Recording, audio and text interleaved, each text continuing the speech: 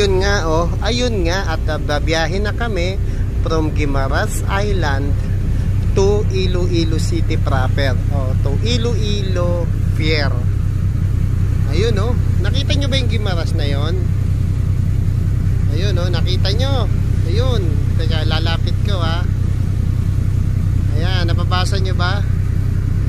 Ayan, Guimaras. Ayan, so ibig sabihin yung lugar na yan, Guimaras, yung kahabaan na yan, hanggang dun.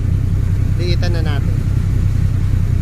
Ayan, kaya masarap na experience ang mag-Guimaras. Pag napunta kayong Iloilo, isa sa i-consider nyong mapuntahan ang Guimaras Island. Lalo na pag nag-island hopping kayo, wow!